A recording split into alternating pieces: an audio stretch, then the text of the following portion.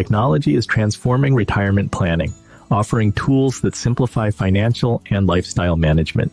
Robo advisors like Betterment and Wealthfront provide automated, personalized investment management based on individual retirement goals and risk tolerance.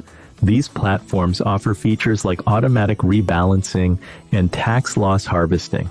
Online tools also play a crucial role in budgeting and managing retirement savings. Retirement calculators from providers like Vanguard and Fidelity help estimate the savings needed for a desired lifestyle, while budgeting apps like Rocket Money and YNAB track expenses and help manage spending. Healthcare is enhanced by wearable devices and health tracking apps.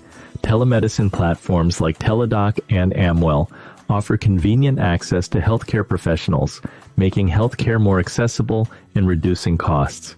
By leveraging these technological advancements, retirees can navigate retirement planning with greater ease, ensuring financial stability and better health management.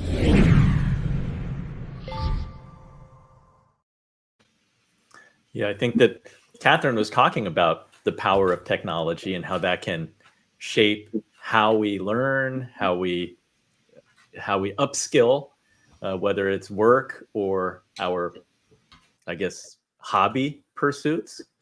Catherine, how do you see digital tools helping financial literacy programs and retirement planning ahead? That's a great question. And it's also, in my mind, a great multi-generational question and intergenerational question about not only use of technology, but different ways and sharing those different ways of using technology.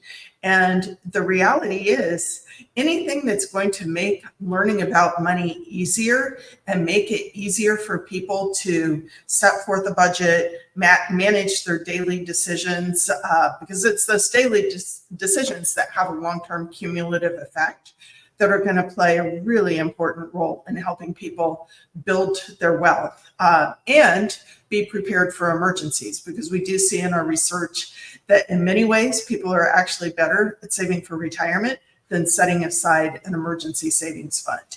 So engaging tools are things that can only help people, but we got to get them to engage in them. Some encouraging things I've seen in our research are younger generations being a lot more interested in money and talking about it in ways that I didn't experience in my generation. And much more freely. So it was something that my generation pretty buttoned up about. But with Gen Z and millennials, they've really opened up the dialogue. And it's probably close to a decade ago, in our survey, we asked workers how frequently they discuss saving and investing for retirement among family and close friends. And we were blown away because millennials were twice as likely to say they frequently discuss it than baby boomers. Yeah, that's got to be a big plus. That's progress. Yeah.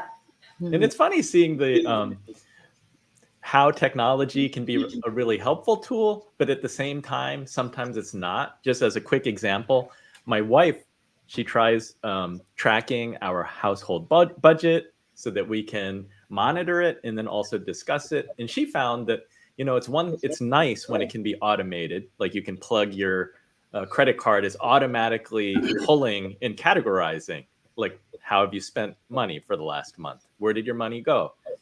But then she found, when it happens automatically, it's not really registering up here. And therefore, she's like, you know what? Sometimes I'd rather just have a spreadsheet where I manually have to put it in, and taking that little bit of extra time gives you time to think about it, and then it registers. So it's kind of interesting that way. Yeah. That's what I call those what the heck moments. I mean, I so loved what you said. Catherine? Yeah.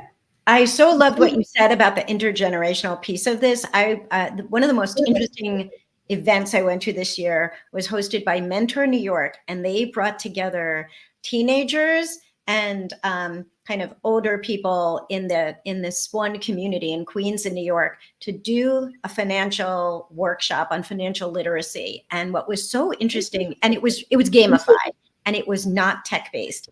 It was an interactive game where everybody had a certain amount of money associated with whatever job they pulled from a hat. So you could be a house cleaner, you could be a hedge fund manager, whatever your job was, you got your monthly take-home salary.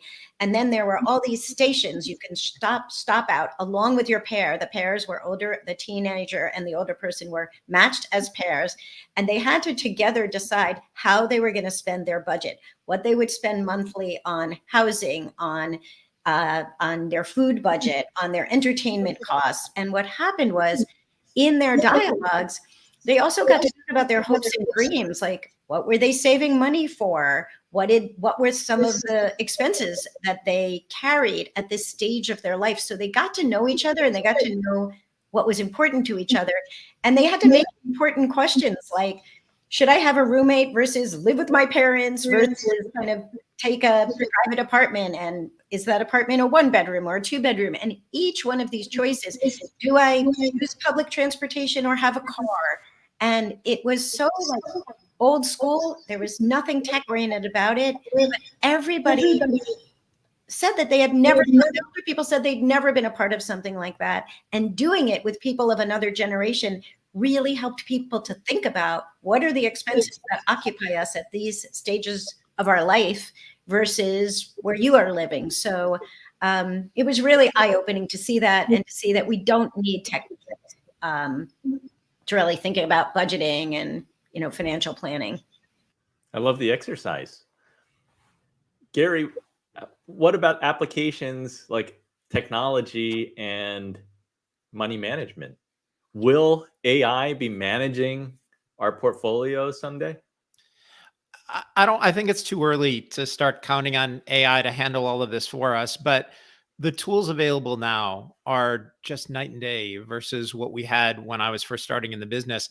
When I first started on the buy side, one way we got an edge over other funds was if there was news out on a company and you were interested in finding something out, you would call the company's investor relations, give them your FedEx number, and with that, they would FedEx you, overnight. You'd get an information package the next day, and you could get an edge that way. Now, everything is available everywhere. In the last few years, I have lived and worked in, I think, 8 different countries. And as long as I have an internet connection, I am fully operational. There is nothing going on that I can't find out about or read about or get to understand. Beyond that, there have been a lot of comments in the show about people not becoming stale and having multiple careers or continuing education.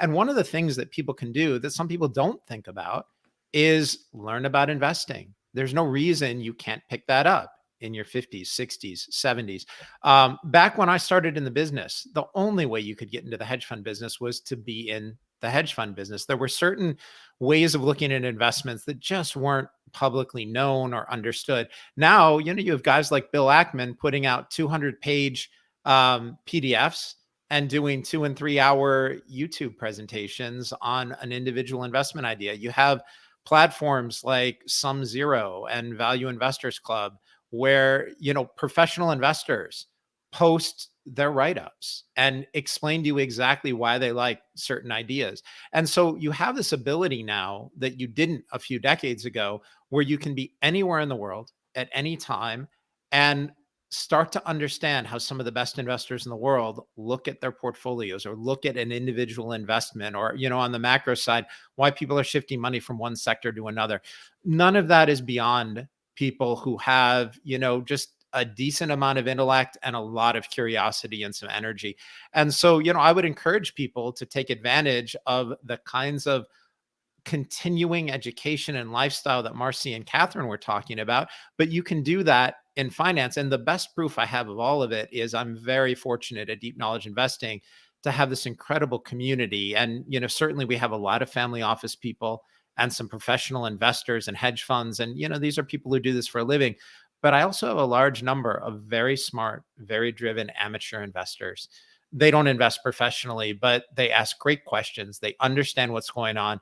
Their ability to manage their own portfolios, or at least a portion of it, is incredible. And I don't think it's beyond any of the people listening to this. So yeah, I think there are a lot of ways that people can use technology or the internet to start to educate themselves and take an active part in their own financial planning. Anyone else? Okay, with that, we're going to go to segment 4.